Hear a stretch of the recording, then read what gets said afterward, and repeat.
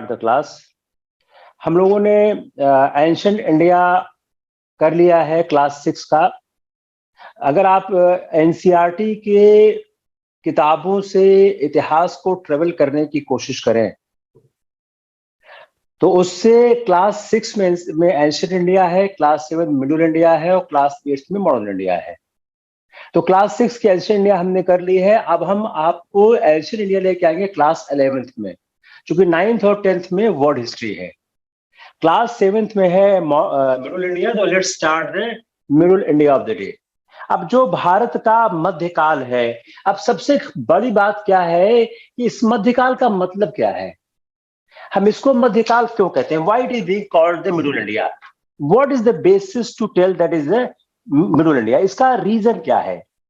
जो ये पीरियड है, जो एंशिएंट और मॉडर्न के बीच के पीरियड है, ancient and modern, how it is being demarcated. जो मध्यकाल और प्राचीन इतिहास के बीच का समय है वो कैसे बनता है? तो हम कैसे कहते हैं जो 8th सेंचुरी का बिगनिंग है, it is the beginning of middle India. Why we say this? What is the reason to say that कि the beginning of the 8th century is the middle India? इसके पीछे कहने का reason क्या है? दूसरा, एंशिएंट और मिडिवल के बीच का जो डिफरेंस है वो कैसे देखते हैं? एंशिएंट एंड मिडिवल, इसके बीच का जो विभेद है, भेद है, डिफरेंस है, हम कैसे देखते हैं? व्हाट इज द बेसिस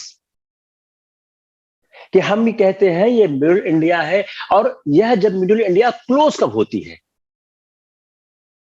हमने ये कहा कि 8th सेंचुरी में हमारी मिड इंडिया स्टार्ट हो जाती है। तो ये मिड इंडिया क्लोज कब होती है? And what is the basis to close it? तो सबसे बड़ी चीज क्या है? What is the basis of demarcation? What we are trying to understand कि बेसिस ऑफ डिमार्केशन क्या है मिडिल इंडिया का और एंशिएंट इंडिया का, और बेसिस ऑफ डिमार्केशन क्या है एंशिएंट इंडिया का और मॉडर्न इंडिया का।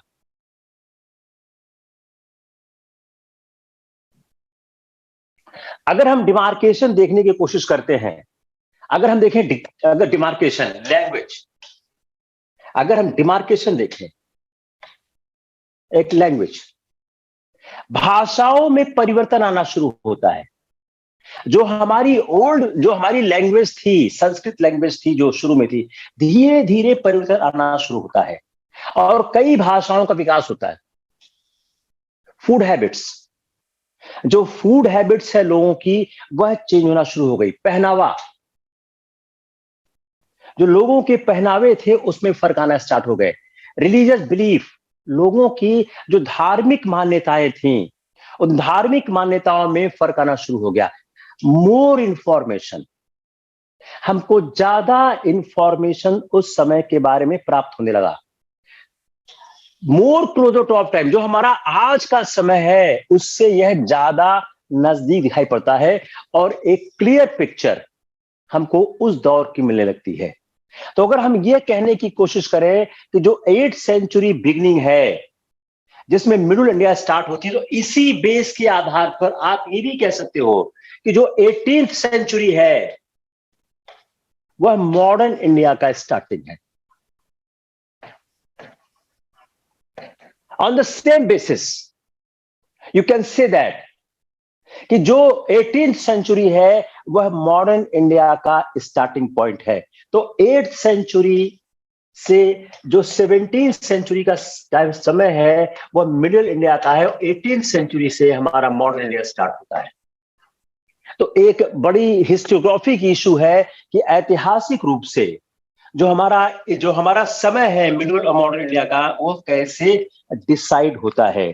तो जो मेनी चेंजेस टेक, अब जो सोसाइटी में अगर आप देखें, सोसाइटी में मेनी चेंजेस टेक, सोसाइटी में मेनी चेंजेस, बहुत से परिवर्तन सोसाइटी में आ रहे थे।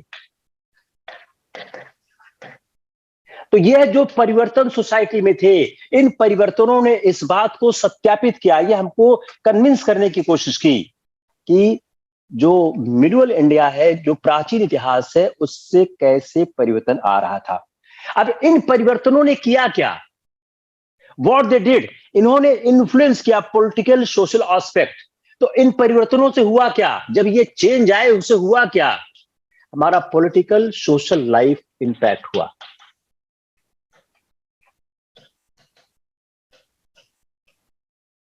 जो हमारा पॉलिटिकल सोशल और इकोनॉमिक लाइफ था, इस पर प्रभाव पड़ना शुरू हो गया। तो उससे क्या हुआ, जब ये प्रभाव हुआ, इन्होंने इन्फ्लुएंस किया पॉलिटिकल इकोनॉमिक एस्पेक्ट को, और उससे क्या सोशल, जो उससे हमारा जो सोशल लाइफ है, लॉ है, रिलीजन है, जो हमारा सोशल लाइफ है, लॉ है, रिलीजन है, लैंग्वेज है, आर्ट है, इसमें इंपैक्ट आया। तो जब हमारा प्राचीन से मध्यकालीन इतिहास की तरफ हमारा जब हमने बढ़ना शुरू किया, तो जो उस समय के चेंजेस आ रहे थे, जो many changes taking place in Indian society, जो 8वीं शताब्दी में आ रहे थे, they influence the political, economical, social aspect of the life, जिसमें लॉस, रिलीजन एंड लैंग्वेज ये सब चेंज हो गए। तो क्या हो रहा था, there was a change in society.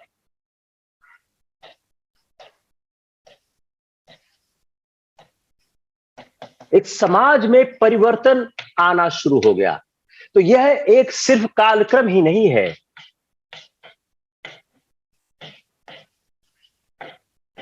It is not मियर chronology. यह सिर्फ कालक्रम नहीं है, इट्स नॉट मियर क्रोनोलॉजी, यह समाज में एक परिवर्तन की बात कर रहा है। तो अगर इसको हम सबसे आसान में बोले, सोसाइटी में चेंज आ गया। अगर एक शब्द सोसाइटी में चेंज आ गया, there was a change in society, तो समाज में एक परिवर्तन आना शुरू हो गया। इस चेंजेस को, इस परिवर्तन के आधार पर जो 8th सेंचुरी है, उसको हम बोलते हैं मिड इंडिया। अब सवाल प्रेम का क्या हो गया, व्हाट इज द बेसिस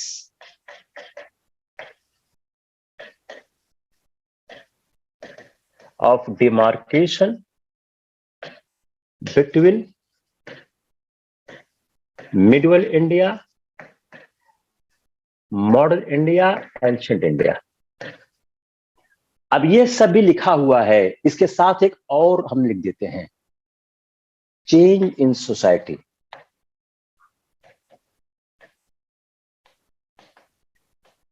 अगर इन सब में से टिक एक पर ही लगाना है तो टिक इस पे लगेगा। क्लियर हो गया? अगर इन सब में से टिक एक पर लगाना है तो किस पे लगेगा, इस पे लगेगा। यह सारे भी कारण थे, लेकिन ये सारे कारण कल्मिनेट हो रहे हैं on this. All these reasons are culminating in the last point, that there was a change in society, जो कि 8वीं शताब्दी में हो रहे थे, जो पहले नहीं थे, और एक नया फेज हमको देखने को प्राप्त होता है। तो मिडिवल हिस्ट्री, मॉडर्न हिस्ट्री, जो मिडिवल हिस्ट्री है, यह बहुत से वेज में एंशिएंट हिस्ट्री से डिफरेंट थी। एंशिएंट हिस्ट्री से बहुत से मामलों में जो मिडिवल हिस्ट्री है वह डिफरेंट थी। वह मामले क्या थे, चेंज इन सोसाइटी, जो सोसाइटी में परिवर्तन आ रहे थे। और इसीलिए हमारा जो भोजन है, हमारा कपड़े है, हमारे रिलीजियस बिलीफ है, उन सब में एक परिवर्तन आना शुरू हो गया। अब दूसरी बात, हमारी जो सोर्स ऑफ हिस्ट्री है, हमारी सोर्स ऑफ हिस्ट्री में भी फर्क आना शुरू हुआ। If you see our source of history, तो जो मेनी चेंजेस हमारे सोसाइटी में आ रहे थे, many changes taking place on 8th century, और इन चेंजेस के आधार पर हम देखते हैं कि किस तरह से हमारे समाज में परिवर्तन आए और जिसने एक नई सभ्यता को हमारे सम्मुख प्रस्तुत किया। अगर हम सोर्स ऑफ हिस्ट्री को देखें, तो जो सोर्स ऑफ हिस्ट्री है वह कई चीजों में कई तरह से अंडरगॉन गई, कई तरह से फर्क आया। एपिग्राफी, स्टडी ऑफ इंस्क्रिप्शन, यह मेजर सोर्स बना।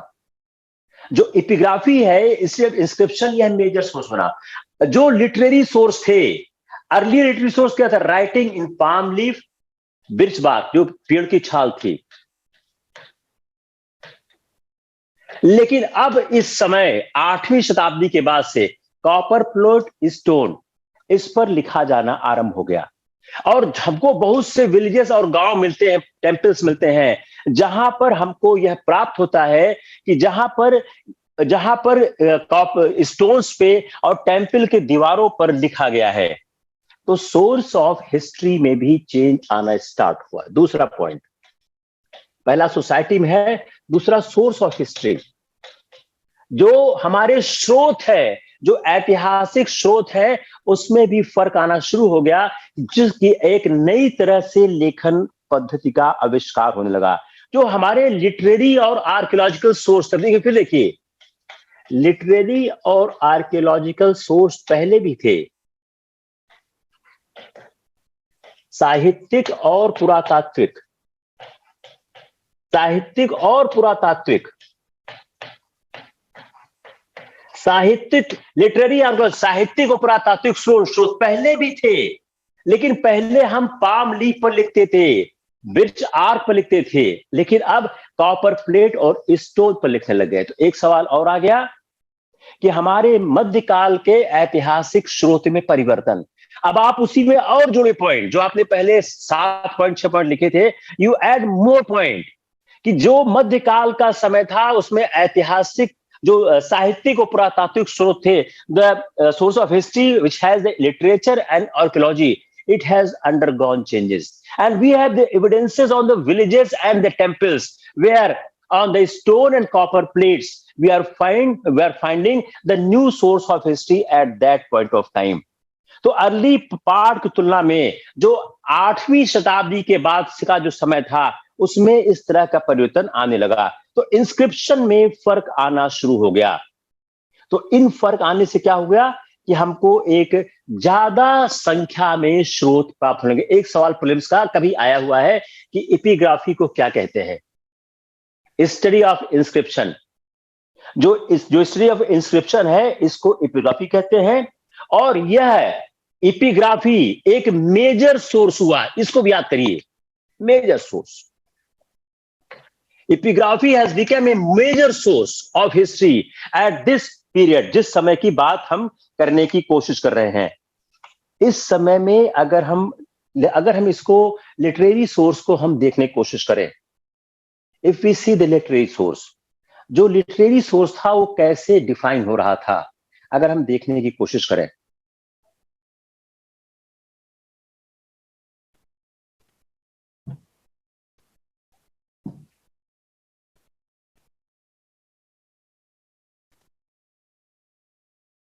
दिख रहा है? इट्स फाइन, इट्स फाइन ना? चलिए, अगर नहीं तो बताइएगा। अगर हम इस समय के लिटरेरी सोर्स को देखें, तो उस समय जो लिटरेरी सोर्स आ रहे थे, जो अगर हम सिर्फ लिटरेरी सोर्स को देखें, तो लिटरेरी सोर्सेज में चेंज कैसे कैसे आ रहे थे। जो एपिग्राफी था, एपिग्राफी में एक चेंज आया, आपने भी समझा कि एपिग्राफी में किस तरह से चेंज आया।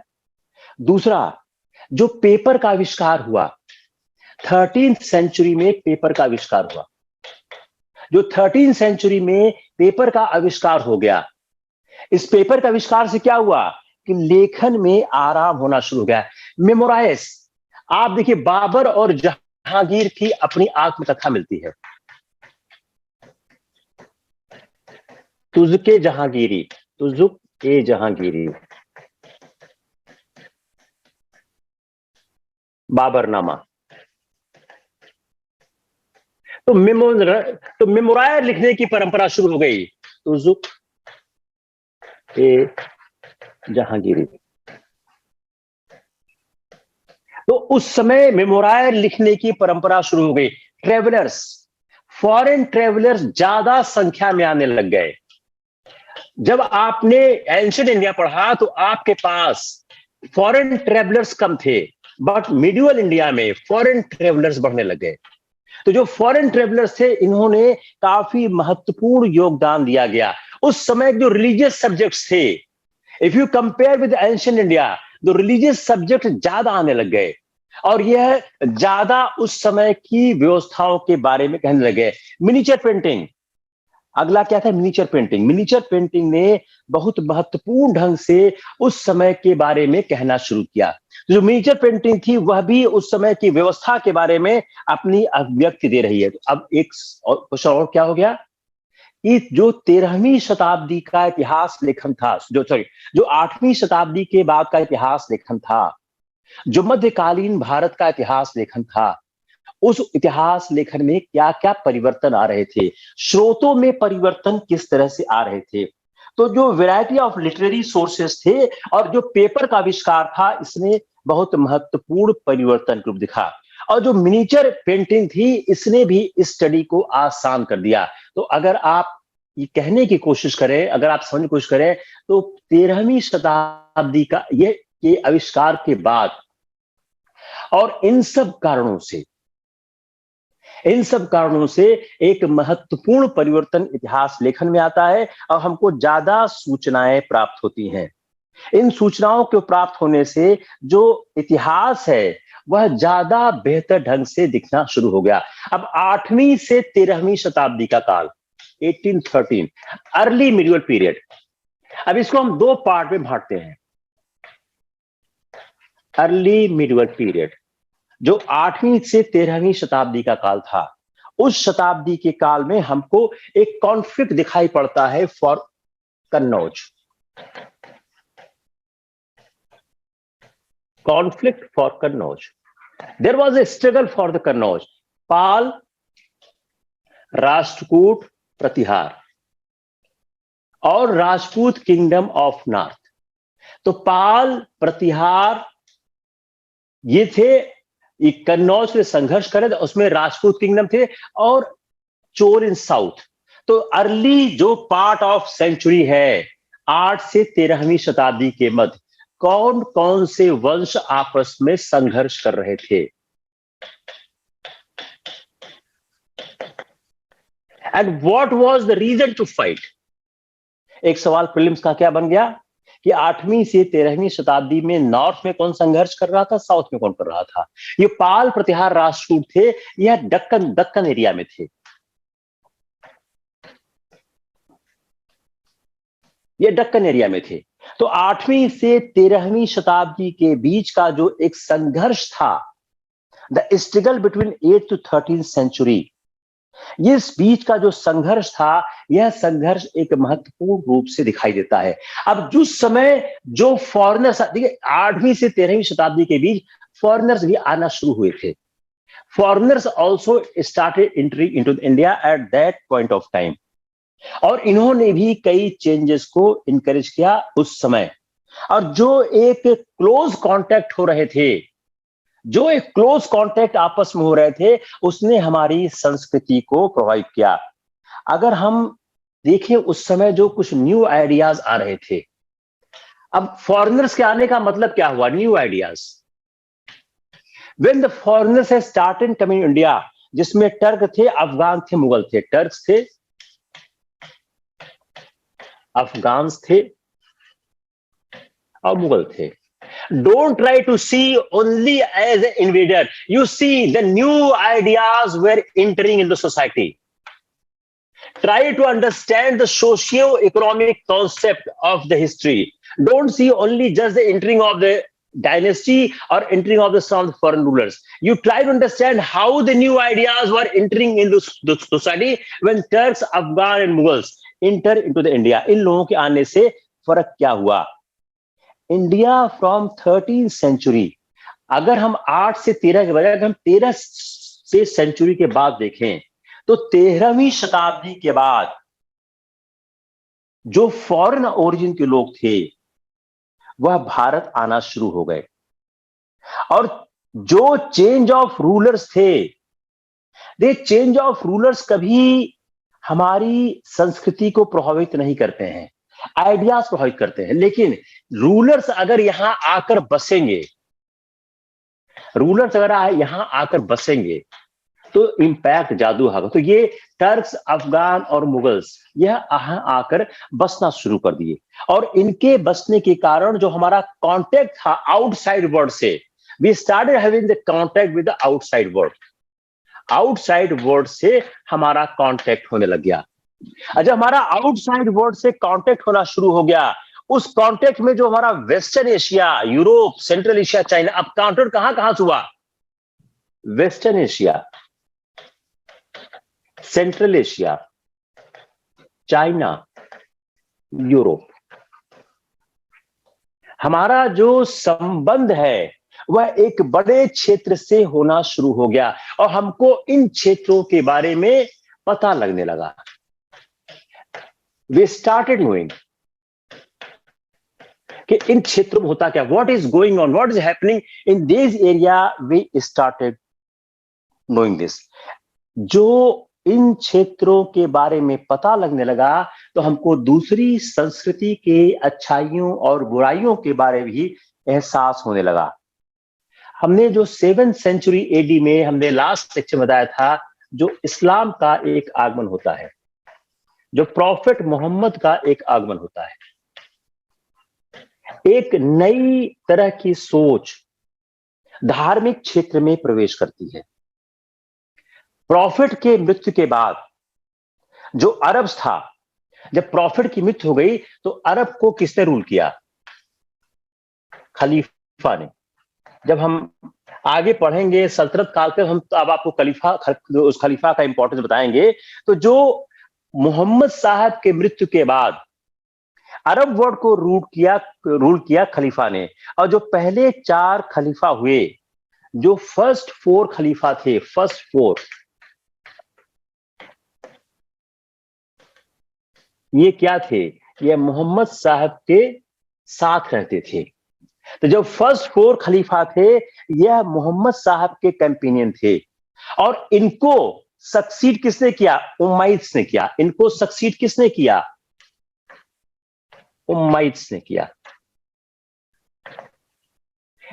जो पहले 4 खलीफा थे वह कंपेनियन हुआ करते थे प्रॉफिट मोहम्मद के, और इनको सक्सीड किया बाय द उम्मैय्यिद्स, जिन्होंने रूल किया सिटी फ्रॉम द डेमास्कस। और उम्मैय्यिद्स ने कहां से रूल किया सिटी को? डेमास्कस। इस सारे सवाल प्रीलिम्स के हैं। तो मोहम्मद साहब के आने के बाद 7th सेंचुरी एडी में एक नया धार्मिक तत्व हमारे हमारे पूरे संस्कृति में प्रवेश करता है, जब इस्लाम का आगमन इस विश्व में होता है। और प्रॉफिट मोहम्मद के बाद जो जो अरब वर्ल्ड है, उसको खलीफा ने कंट्रोल किया, रूल किया। और पहले जो 4 खलीफा थे वह मोहम्मद साहब के कंपेनियन थे। उनके बाद उम्मैय्यिद्स आते हैं और उम्मैय्यिद्स ने सिटी को रूल किया फ्रॉम द डेमास्कस। उसके कुछ समय बाद आते हैं अब्बासिड्स। उम्मैय्यिद्स के बाद आते हैं अब्बासिड्स। उम्मैय्यिद्स के बाद आते हैं अब्बासिड्स। और जो अब्बासिड्स आते हैं, उन्होंने कहां से रूल किया? बगदाद से। अब इसको एक चार्ट बनाइए। आप इसको चार्ट बनाइए, आपका काम आसान हो जाएगा। इससे आपका काम आसान हो जाएगा। और हारून अल रशीद, जिसका कोड फेमस था थ्रू वर्ल्ड, वाज ए खलीफा at Baghdad. Harun ul Rashid, Harun ul Rashid, जिसका कोड बहुत फेमस था, इसने कहां से रूल किया? बगदाद से रूल किया।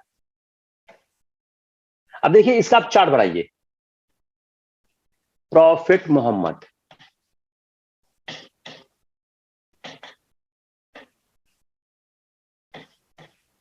फोर खलीफा बन गया। अब प्रॉफिट मोहम्मद का अगर जो आपने ये बनाया है, इसमें आप लिखिए कि companion of the prophet Mohammed. अब इसके बाद नहीं, उम्मैय्यिद्स।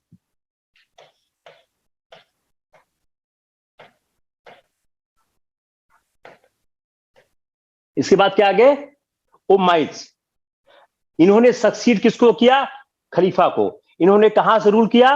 डेमास्कस से। यहां लिखिए, रूल्ड फ्रॉम डेमास्कस। क्लियर? अब उम्मैय्यिद्स के बाद आप फिर एक चार्ट बनाइए। उसके बाद आए अब्बासिड्स।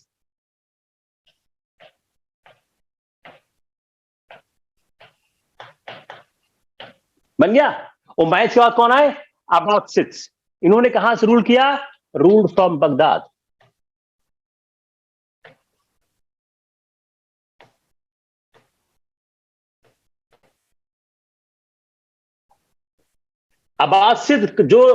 अब्बासिद से जहां बगदाद से रूल किया, हारून अल रशीद, हारून अल रशीद, हारून अल रशीद, रशीद राशिद जो बोले, हारून अल रशीद। इसके खास बात क्या था? इसका कोड फेमस था पूरे विश्व में। इसका जो कोड था, code was famous through out the world. और इसने कहां से रूल किया? इसने रूल किया बगदाद से। बन गया चार्ट। अब आपको और अच्छा लिखना है, A B C D E. Notes बनाना एक आर्ट है, किसी भी तरह से आप इसको बना सकते हो। You can make any way. Clear हो गया या नॉट क्लियर हुआ? अब एक सवाल अपने दिमाग में आना चाहिए कि जो फॉरेनर्स थे इंडिया क्यों आए? Why foreigners came in India? Why foreigners came in India? बताइए, भारत में विदेशी क्यों आए? Tell me, tell me. किसी के पास आंसर है?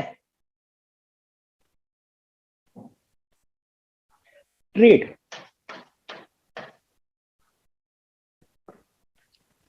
अगर हम देखें, अरब्स ने कॉन्कर्ड किया एक बड़ी टेरिटरी को, नॉर्थ अफ्रीका, और जहां से स्पेन और फ्रांस को खतरा आया।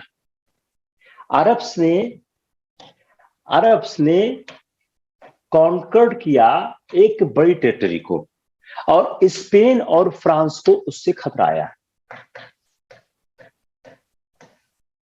जब अरब्स ने एक बड़े क्षेत्र को, अरब से कॉन्कर्ड मोर टेरिटरीज, खासकर जो नॉर्थ अफ्रीका में जब उन्होंने किया, नॉर्थ अफ्रीका, तो नॉर्थ अफ्रीका में जब अरब्स ने कॉन्कर किया, उससे स्पेन और फ्रांस को खतरा आया।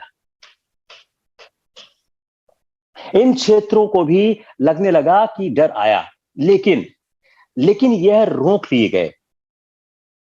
साउथ फ्रांस में ये रोक लिए गए, but they were held back in the south France. South France में ये लोग रोक लिए गए, ये लोग हेल्ड बैक कर लिए गए। और उस समय की जो परिस्थितियां थीं, जो इनका कॉन्क्रेस था, जो उनकी जीत थी, वह जीत ऐसी थी, एक बड़े क्षेत्र की ओर बढ़ रही थी, और वह इनकरेज कर रही थी development of the trade. Development of the trade को इनकरेज कर रही थी। तो अरबों का जो एक आधिपत्य था, विकास था, वह डेवलपमेंट ऑफ ट्रेड को इनकरेज कर रही थी। जल्दी ही अरब ट्रेड करने लगे many parts of the world. यह many parts of the world के साथ अरब ट्रेड करने लगे।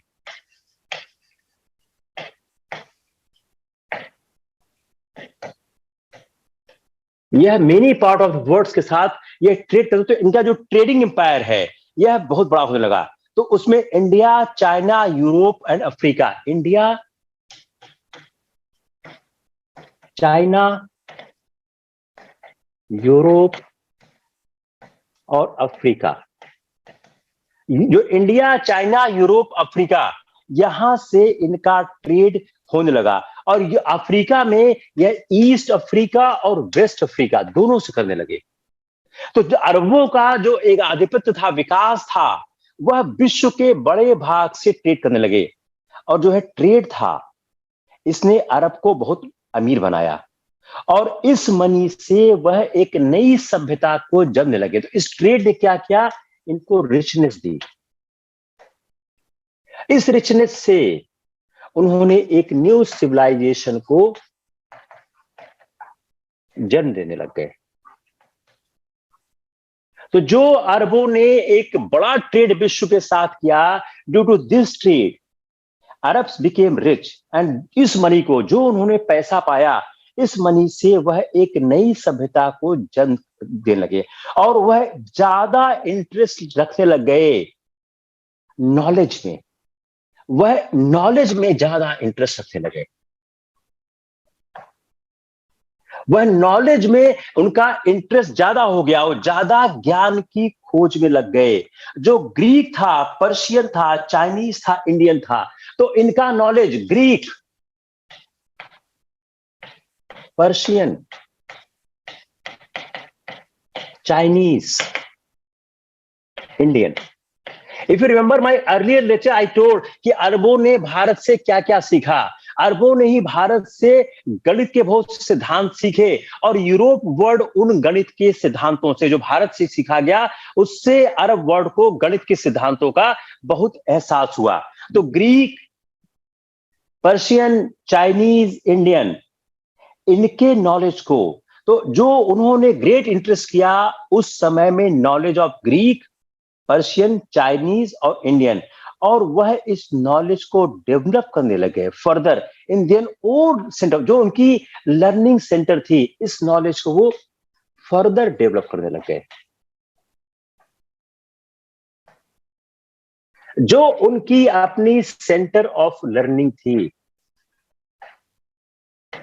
वहां पर वह इस नॉलेज को और ज्यादा विकसित और डेवलप करने लग गए। इसी समय अरब सिविलाइजेशन जो था, वह मोस्ट एडवांस हुआ वर्ल्ड का।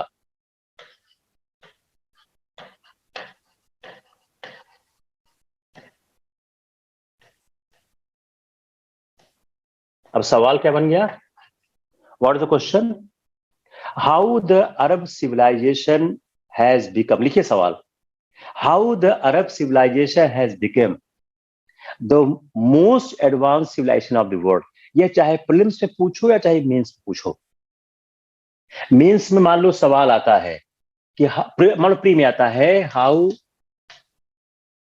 अरब civilization most important in world, A due to trade, B due to religion, C due to interest in learning, D due to conquest of territory. बताइए क्या आंसर होगा? बताइए क्या आंसर होगा?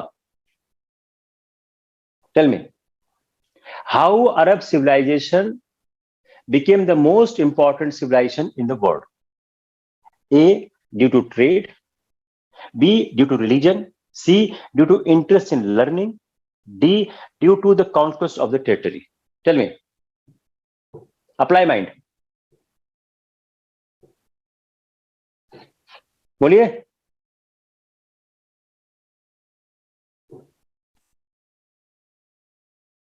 Anyone can apply mind? C. अब इसी को आप मेंस का सवाल देखिए।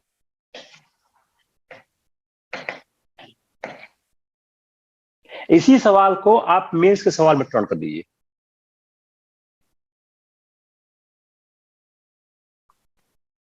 Same question, you convert the mains question. शायद जीएस से पूछने का सवाल चांस कम है इस सवाल का, लेकिन उसमें हिस्ट्री ऑप्शन में चांस ज्यादा है।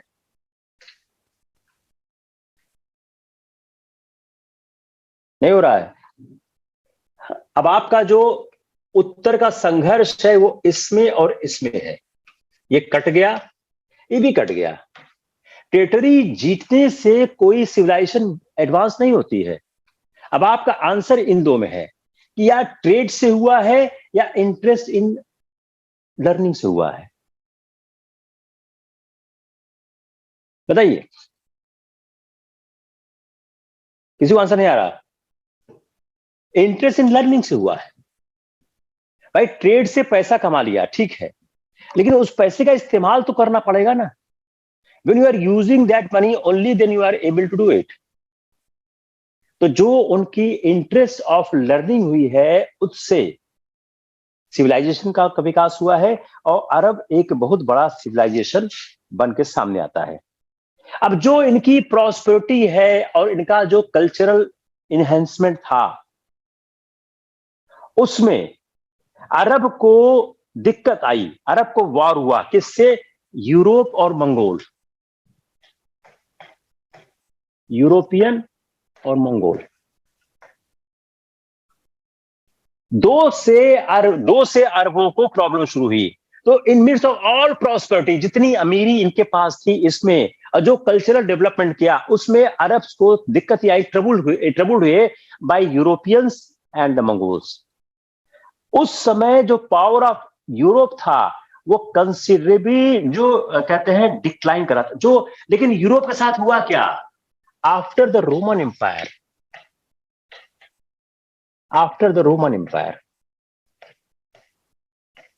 रोमन एम्पायर के डिक्लाइन कर जाने के बाद, जब रोमन एम्पायर डिक्लाइन कर गया तो उसके बाद जो यूरोप की पावर है वह बहुत बड़ी सीमा तक कमजोर हो गई। और रोम था उस पर कई अटैक हुए, कई बारबेरियन अटैक रोम पर होने लगे, जिसके कारण और वह साम्राज्य कमजोर होना शुरू हो गया। और 500 एडी में यह रोमन साम्राज्य फिनिश हो गया। इतिहास की महत्वपूर्ण घटना, हम लोग वर्ल्ड हिस्ट्री उसको पढ़ेंगे। तो 500 ईडी में रोमन साम्राज्य खत्म हो गया। उसके कारण जब रोमन साम्राज्य खत्म हो गया तो यूरोप सफर कर गया। Europe was suffered.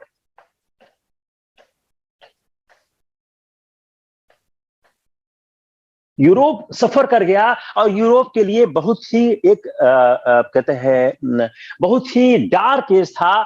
और 5 से 11, इसीलिए 5th to 11th सेंचुरी को हम बोलते हैं डार्क एज। अब एक सवाल और आपका आ गया, why we call the 5th to 11th century in the Europe a dark age? What is the reason? इस काल में जब यूरोप डार्क एज में था, रोमन एम्पायर के समाप्त होने के बाद जो पॉलिटिकल सिक्योरिटी थी, अब क्यों पॉलिटिकल सिक्योरिटी? ड्यू टू लगातार युद्धों के कारण जो कांस्टेंट वॉर चल रहे थे, due to the constant war जो पॉलिटिकल सिक्योरिटी थी वो थ्रेटन हो गई। पॉलिटिकल सिक्योरिटी के साथ समस्या शुरू हो गई। और लॉ एंड ऑर्डर, अब चूंकि कांस्टेंट वॉर चल रहे थे, पॉलिटिकल सिक्योरिटी को खतरा था, तो उससे क्या होगा? लॉ एंड ऑर्डर की स्थिति खराब होने लग गई और लॉ एंड ऑर्डर सफर करने लग गया। और जो फार्मर्स थे वह जो थे उनका जो फूड था, द फार्मर्स जो किसान थे विशेष रूप से often had their food looted from them. तो जो उनका किसानों का खाना था वह लूट लिया जाता था। ट्रेड डिक्लाइन कर गया, ट्रेड वाज डिक्लाइन। व्यापार खत्म हो रहा था, किसानों का खाना लूट रहे थे, लॉ एंड ऑर्डर की समस्या नहीं थी। और ट्रेड के डिक्लाइन के साथ साथ क्या थी? जो बिग सिटीज थी वह भी डिक्लाइन कर रही थी। तो ट्रेड डिक्लाइन किया और बिग सिटीज भी डिक्लाइन करना शुरू हो चुकी थी। जब बिग सिटीज डिक्लाइन करने लग गई तो उस समय जो नॉलेज था, लर्निंग था, वह क्या हो गया? वह लिमिटेड हो गया रिलीजियस सेंटर और मोनेस्ट्रीज में। जो सिटीज के डिक्लाइन के साथ नॉलेज का दिक्कत आ गई, जो नॉलेज है वह लिमिटेड हो गया।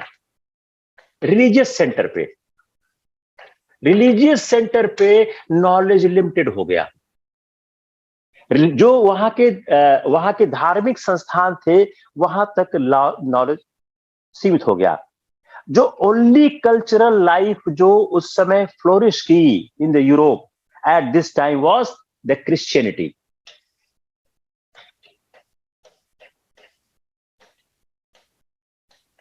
मैं इतना इसको क्यों पढ़ा रहा हूं अभी आपको बताता हूं। Let my lecture finish it this topic. जो एक उस समय की एक ही कल्चरल लाइफ फ्लोरिश कर रही थी वह क्रिश्चियनिटी कर रही थी। और जो क्रिश्चियन मॉन्क थे वह ट्रेवल कर रहे थे ऑल ओवर, और वह लगातार लोगों को कन्वर्ट कर रहे थे और क्रिश्चियनिटी पॉपुलर हो रही थी। जो जो क्रिश्चियन थे वो ट्रेवल कर रहे थे, लोगों को कन्वर्ट कर रहे थे और क्रिश्चियनिटी इंक्रीज कर रही थी, इसका विकास हो रहा था। और क्रिश्चियनिटी लगातार जो ग्रेजुएट पॉपुलर हो रही थी। और कुछ जर्मन किंग्स थे उस समय के, जो कुछ जर्मन किंग्स थे, जो जर्मन किंग्स थे वह सपोर्ट कर रहे थे इस क्रिश्चियनिटी के विकास को। उस जो जर्मन किंग्स थे वह इसको सपोर्ट कर रहे थे और समर्थन दे रहे थे। और 10th century AD and empire जो कंसिस्ट करता है जर्मनी, इटली और फ्यू अदर को। जर्मनी 10th सेंचुरी एडी में एक एम्पायर आता है जिसमें मुख्यतः जर्मनी और इटली होते हैं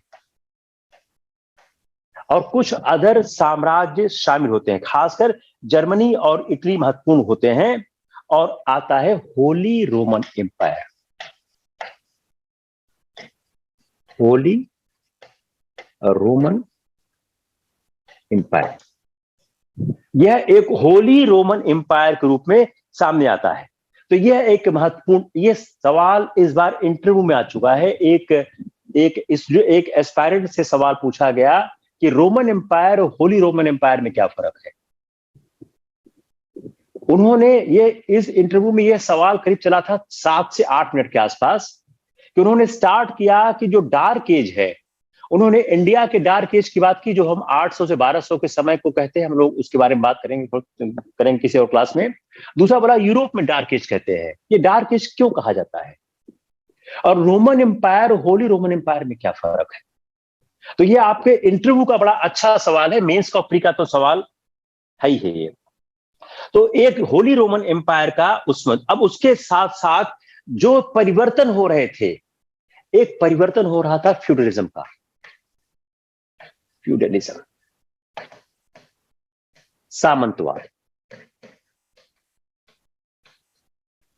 फ्यूडलिज्म जो है सामंतवाद का परिवर्तन हो रहा था उस समय।